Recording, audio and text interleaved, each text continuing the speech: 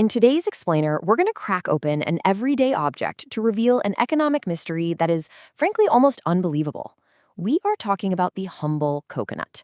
You probably picture a refreshing drink on a beach, right? But we're looking at something totally different today. We're looking at a hidden economic engine. Because lying completely dormant within the global coconut trade is an untapped fortune that literally has the potential to redefine an entire nation's economy.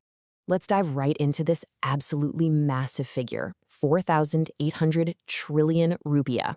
It's kind of hard to even wrap your head around a number that big, but according to claims from Indonesia's agricultural sector, by fully embracing a strategy called hilarization, which basically means downstreaming, with coconuts, Indonesia could potentially unlock this exact astronomical amount of wealth. So how exactly do you squeeze trillions of rupiah out of a coconut? Well, to understand that, we first need to look at how the industry is operating right now. That brings us to part one, the raw export problem. When you consider the sheer scale of the situation, it's pretty wild. Indonesia completely dwarfs its closest competitors on the global stage, exporting over 431,000 tons of coconuts every single year. To put that into perspective, Thailand and Vietnam are in second and third place, exporting 115,000 and 66,000 tons. So Indonesia is nearly 4 times larger than its closest rival. But here's the catch. Despite being the undisputed heavyweight champion in volume, the source notes a staggering disconnect. Indonesia is only capturing about 3.4 trillion rupiah from all these massive raw exports. So the absolutely crucial point here is this frustrating paradox of lost economic opportunity. Imagine you're a farmer, right? And you sell a whole raw Indonesian coconut for a mere 5,000 rupiah. Okay, but then you walk into a premium coffee shop and you buy a fancy processed coffee drink that contains just a tiny fraction of that exact same Indonesian coconut milk, and bam, it costs you 150,000 rupiah. It's crazy. The source points out that by exporting the raw materials so cheaply and then turning around to buy back processed goods at a huge premium, a vast amount of potential wealth is literally just slipping through the cracks. So how do we fix that? Let's move to part two, trash to treasure, specifically looking at a briquette case study. Watch how this value brilliantly builds. This is downstreaming, or hilarizasi in action. You start with discarded coconut shells, literally just waste. If you simply burn them into raw charcoal, you can sell them for about 6,000 rupiah per kilogram, which, is better than nothing. But if you process that raw charcoal just a bit further into a formed briquette, the price more than doubles to 14,000 rupiah. And if you take that finished, high-quality briquette and export it to international markets, like the Middle East, that exact same kilogram now commands 20,000 rupiah. You have more than tripled the value of a discarded shell simply by processing it at home. And honestly, the macro numbers completely back this up. Just think about the explosive revenue jump here. By focusing on processing this waste, revenue from coconut waste exports left from 1.7 trillion rupiah in 2023 to a projected 6 trillion rupiah in 2024.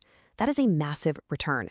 It proves the financial viability of taking what was once considered literal trash and turning it into exportable treasure.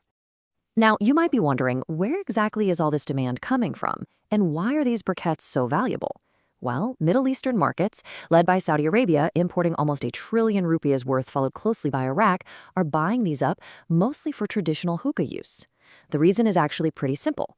These highly processed Indonesian coconut briquettes are uniquely smokeless and odorless. They are a premium, top-tier product derived entirely from waste. Let's transition into part three, the 100% domestic industry. There is an incredibly vital metric at play here, which is the domestic component level, or TKDN. For these briquettes, it is 100%. Think about what that actually means. Every single component, the coconut shells, the wood waste used to fire the ovens, the rice husks, and even the locally manufactured ovens themselves, is sourced entirely domestically. This means the whole supply chain, from the local farmers to the truckers and logistics crews, directly benefits the local economy.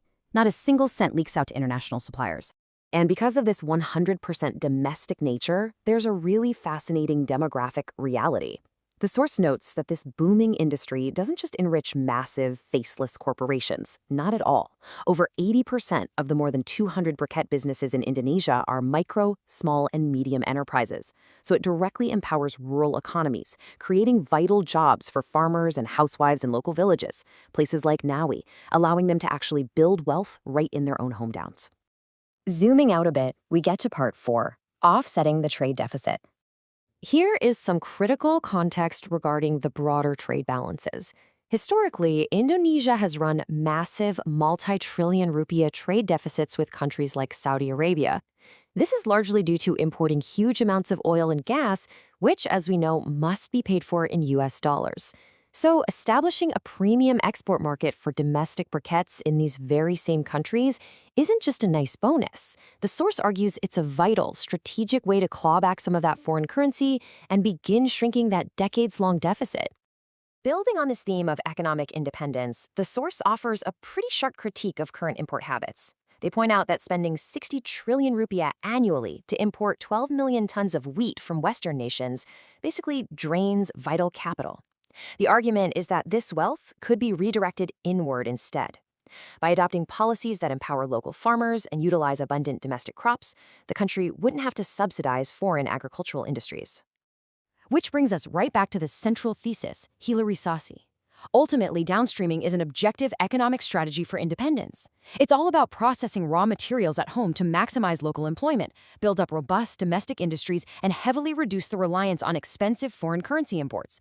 It is a fundamental structural shift from simply being a supplier of raw materials to becoming a creator of finished, high-value goods. And that leads us to our final section, Part 5, Beyond the Briquette. I want to leave you with a final, really provocative thought from the source. We have just seen how processing the literal garbage of the coconut, the waste shell, can generate trillions of rupiah and even help reshape national trade deficits. So, what kind of incredible multi-trillion rupiah wealth is waiting to be unlocked when we apply this exact same downstreaming strategy to the coconut water and the meat? Could the pure activated carbon from coconuts become a vital component in global pharmaceuticals, or maybe even the highly lucrative semiconductor industry?